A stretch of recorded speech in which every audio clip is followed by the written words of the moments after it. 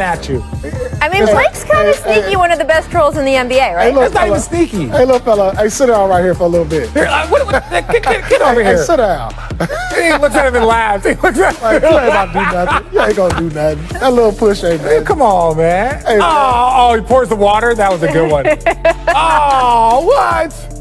That was amazing. Right? That right there is top 5 fan interaction of all time. This one. And there we go. No, I'm fine. I don't mind being traded from the Clippers, but I gotta go. See ya. I'm good. Mish scouting reports. Mavs down 2 in overtime, and Boban gets the play call. Nearly buries the game winner. Paul.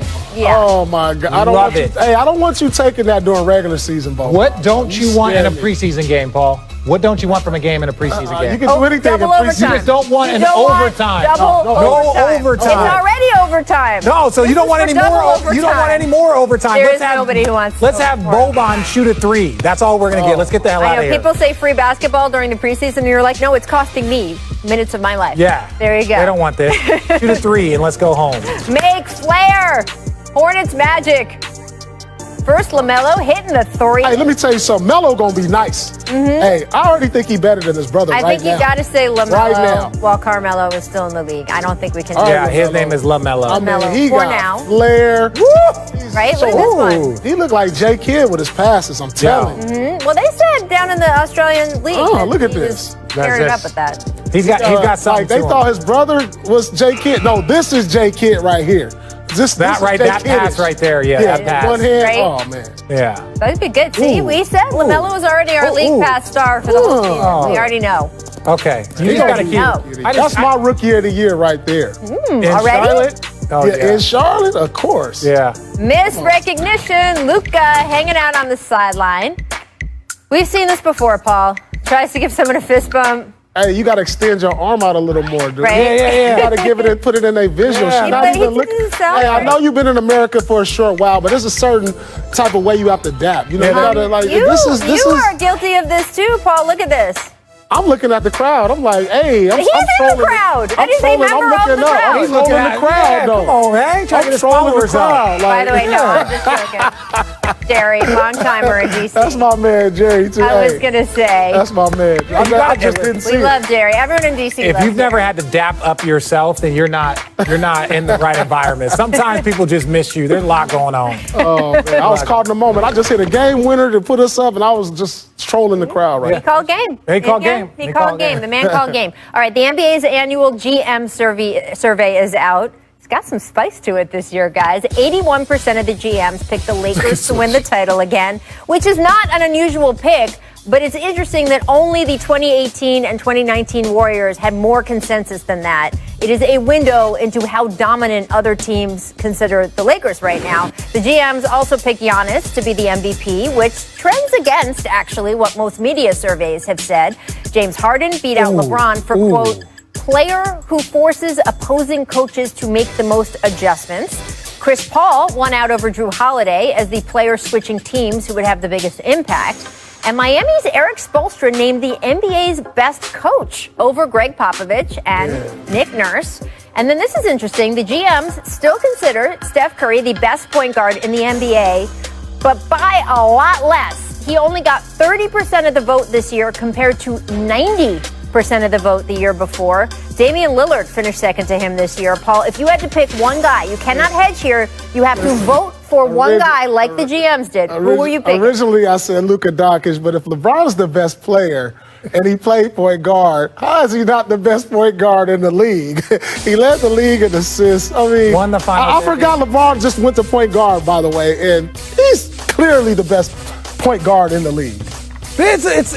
Okay, this survey's skewed here. Let me just first say this. What do you mean skewed? It's skewed is in the sense of like, you just can't just add the best player in the game, the finals MVP that led the league in assists, like, and then say he's 11%. So like, are they considering him a real point guard, or they're just saying? I mean, that doesn't even make sense. He was available in the point guard spot for the All-Star game and All-NBA this year. But if he's the best player on this list, but they're talking about when he plays, this is stupid. He's the fifth This is stupid. This is dumb. Hey, this is like the year Bill Russell won MVP and wasn't even in the first team All-NBA.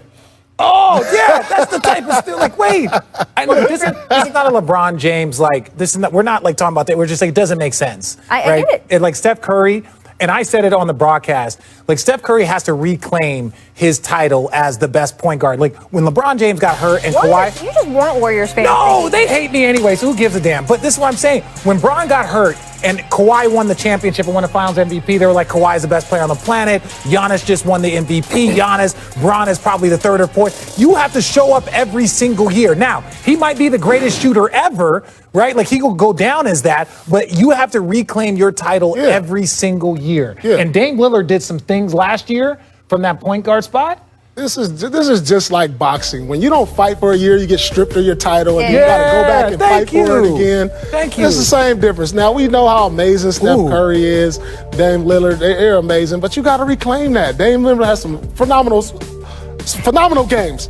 But if LeBron is a point guard, he has to be the best point guard. Yeah, led the league in assists. Oh, whatever. Who cares? GM survey, always fun. Up next, we take an in-depth look at investigating allegations made against LA Clippers team and consultant Jerry West involving the free agency recruitment of Kawhi Leonard in 2019. Johnny Wilkes, a man who claims to be best friends with Kawhi's uncle Dennis Robertson. Not anymore. Filed a lawsuit in LA County Superior Court against West and the Clippers, alleging that the team consultant owes him $2.5 million in an oral agreement made for helping the Clippers sign Kawhi Leonard. The Clippers issued the following statement, quote, "The lawsuit filed by Johnny Wilkes is replete with inaccuracies and the allegations are baseless. The Clippers fully cooperating with the NBA in its investigation, which is standard when these types of allegations are made. They are providing the NBA with evidence that the allegations are false." And Kawhi Leonard himself had this to say after last night's game. How well do you know Johnny Wilkes, and did he play any role in your recruitment to this team, your decision to join this team in 2019? Not at all. That has nothing to do with me. You know, I'm from LA, and you know, I grew up here my whole life, and out here, you know, people try to, you know, find any way to get some money. So it probably won't be the last. I know a lot of people out here. Richard, this is not college recruiting, right? I mean, we don't usually see runners in the NBA, which is basically what this guy is alleging he was. It's weird because you want to say, okay, was this introduction done during the Toronto, when he was in Toronto, before free agency? That would be the only things like, hey, I'm going to connect you, I'm going to do all of these things. But if it wasn't done during that like time period, there's nothing illegal here. This is professional sports. This is why it's done this way. No one cares. First of all, this is an LA guy. Tell him. If you don't got nothing signed from Jerry West, like, look, hey, if I get you Kawhi 2.5, then this doesn't have any legs. It sounds like an AAU deal. Yeah. You know, like if you want my son or my nephew to come play with you, then it costs this money. That goes on in AAU. I know firsthand. Producer Danny literally just said in Richard's IFB, Richard, how much did you get? I got 0. I wasn't that good. See, like Paul was like #1 player coming out as a sophomore and as a junior. And he was top 10 everywhere. You know what I got coming? I got a suit jacket. Just because that was the dress uniform with a clip-on tie. Yeah, so that's what I got. Yeah, Arizona, I didn't get anything. Here's what I would say from an outsider's. I obviously was not on the phone with Jerry West or any of these people. I do not know what happened. I will look forward to the results of the investigation.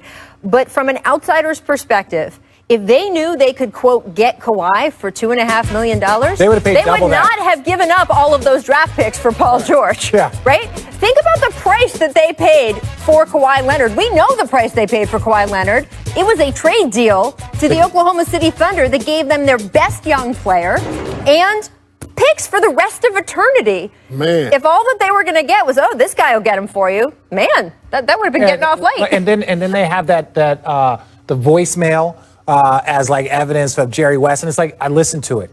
There's nothing there. It's saying, hey, thank you, like we appreciate it, and you know he might have said a comment about the Lakers, which was true at the time, right? I'm not going to repeat, you know, the show that he was saying that the Lakers were, which was true, but there was nothing in that voicemail. So it's like here's evidence of like him calling me and saying thank you. That's not evidence of $2.5 million, and so. You know, maybe there's more out there. Let me ask you. So let's just say there's some legs to this, and you know he's right on what he's saying. Okay, the NBA investigates. Okay, so what happens now? the trade is null and void? No. What they do is they fine you. Remember Joe Smith? You get a huge fine. Remember Joe Smith? Where he had that kind of under-the-table contract and fire his agent. They could penalize him, take away draft picks, take away all that stuff. So that's